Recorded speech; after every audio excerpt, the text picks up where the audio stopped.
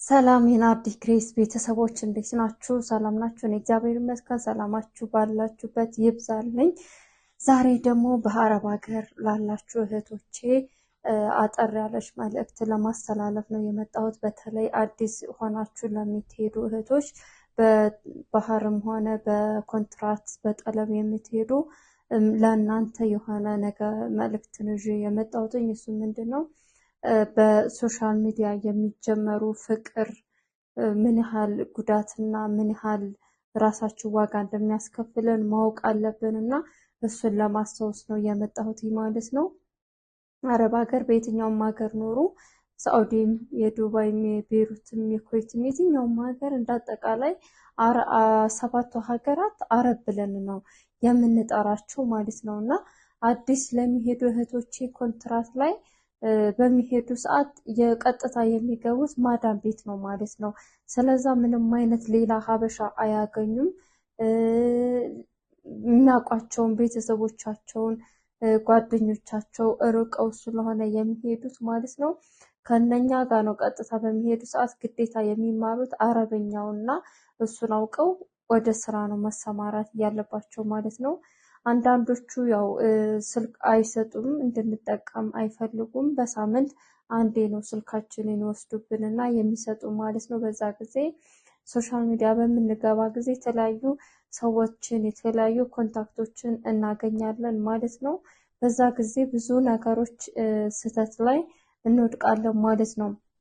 በኤፍቢ በኢሞ በቴሌግራም በዋትስአፕ የምናገኛቸው ሰዎች ከተለያዩ ሀገር ከኢትዮጵያም አሉ፣ እንደኛውም ስደት ላይ የሆኑ ልጆች አሉ፣ ሱዳን ላይ የሚሄዱ ወንድሞቻችን እዚሁም ሳውዲ ያሉም አሉ። ብቻ በአጠቃላይ የሶሻል ሚዲያ የምንጀምራቸው ፍቅር ምን አይነት ነው? ያን ሰውዬ እኔ ሳላቀው ፍቅር እንዴት እጀምራለሁኝ? ነገ ጠዋት ላይ የኔ ህይወት ምንድነው? ጣፋንቴ ምንድነው? ቤተሰቦችን ያስደስታሉ ይሄ ነገር? እኔንስ ያስደስተኛል ወይ? ለልጆቼስ አባት ይሆናል ወይ? ለኔስ ባል ሆኖ ቤቱን መምራት ማስተዳደር ይችላል ወይ ብለን ማሰብ አለብን ማለት ነው። ምክንያቱም ፍቅር ማፍቀራችን መታደል ነው፣ ጸጋ ነው። ነገር ግን የተሳሳተ ነገር በማፍቀራችን የማናውቀው ሰው በአካል አይተን የማናውቀው ሰው ማፍቀራችን ነው የኛ ጉዳት የሚያመጣብን ማለት ነው። እኛ ስናምናቸው እኛ ፍቅር ስንሰጣቸው እነሱ ግን ምንድነው እያስመሰሉ ነው ያሉት። በተለይ እኛ በቃ በአረብ ሀገር ስንኖር ምንም አታውቅች ያረብ በቃ እያሉ ብዙዎች እህቶቻችን የሚሸወዱበት ስለሆነ ምንም አታመጣም እኮ ይላሉ። እዚህ ከመጣንም ነቀል ብለው ነው ብዙ አይነት ስያሜዎችና ብዙ ስሞችን ያወጡልናል ማለት ነው። ይሄ የሚሆነው ምንድን ነው?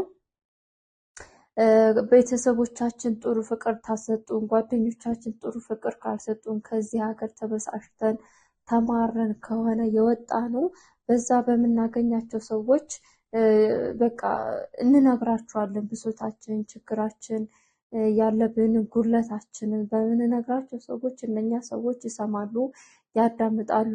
ከዛ በኋላ እኔ ምን ላግዝሽ፣ ምንም ማደርግልሽ ነገር አለ ሲሉ በቃ ይሄንን ነው ብለን የተሰማንን ስሜታቸው ሁሉ አውጥተን ዝርግፍ አድርገን የምንናገረው አንድንም ሳንሰስት አንድም ሳናስቀር ማለት ነው። ከዛ ሴት ልጅ ያው እህቶቼ በመስማት በማየት ነው ፍቅር የሚይዛት የሚባለው ነገር እኔ እውነት ነው ብዬ ነው የማስበው፣ እውነት ለመናገር ምክንያቱም ስላየሁትኝ ነው።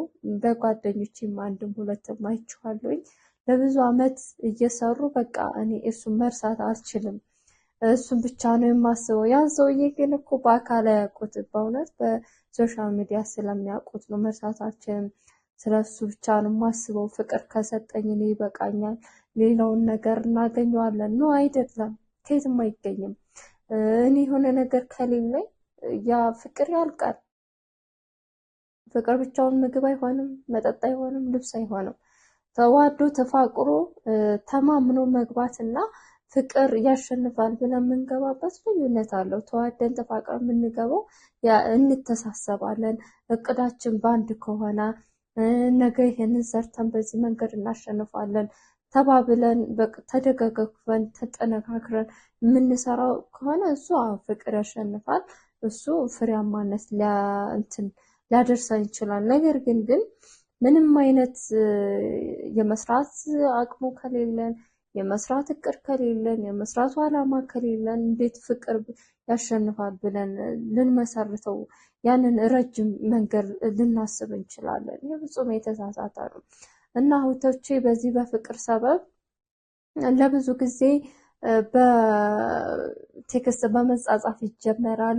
ቆየት ብሎ በድምጽ ይጀመራል፣ በሪካርድ ይጀመራል፣ በቪዲዮ ይጀመራል። መጨረሻ ላይ ምንድነው?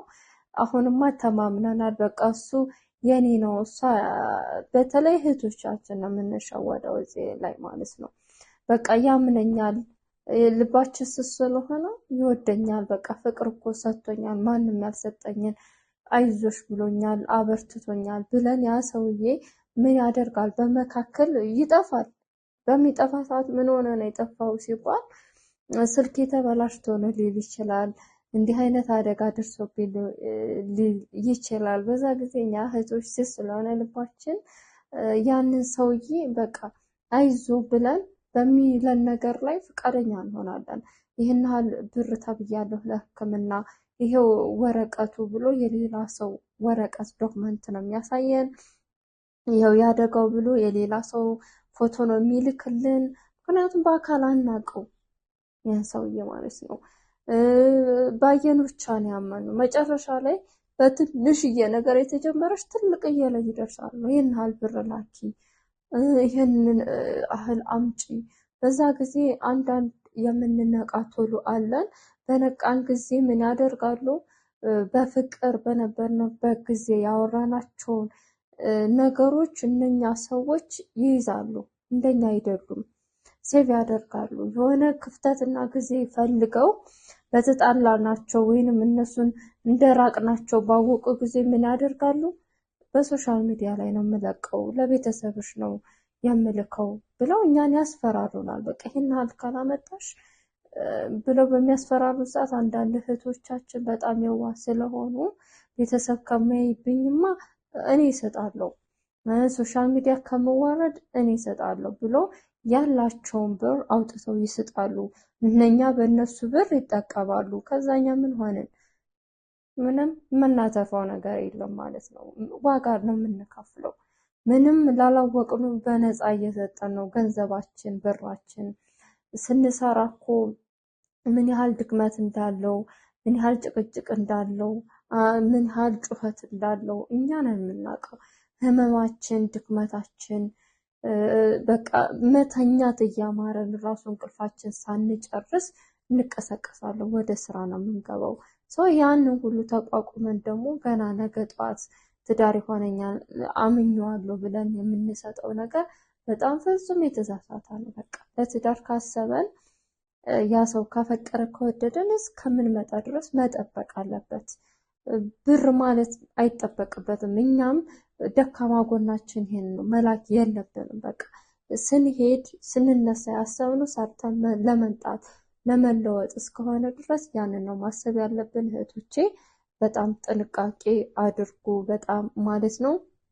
ያ ማለት የሶሻል ሚዲያ ፍቅር አይሆንም እያልኩ አይደለም። በዚህ አጋጣሚ የሚሆንላቸው አሉ፣ አብዛኞቹ ግን አይሆንም። በቃ ለብር ብለው ለጥቅም ብለው ነው የሚቀርቧችሁ። ስለዛ ይህንን ነገር አስቡበት ማለት ነው።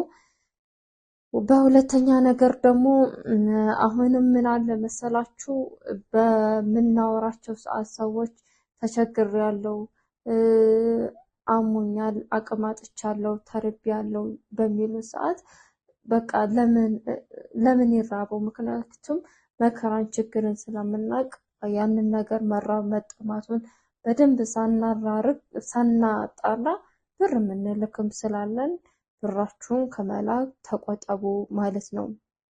የተጎዳሽበትን ያለፍሽበትን ክፉ ነገር ውጣ ወረድ ደግሞ እንደዚሁ አምኛለሁ ብለሽ ለማታውቂው ሰው ታሪክሽን የቤተሰብሽን ገበና ማማከር የለብሽም ማለት ነው።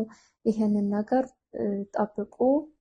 ክብራችንን ራሳችንን ብንጠብቅ ቤተሰቦቻችን በቃ ለኛ ያላቸው ክብር ይጨምራል።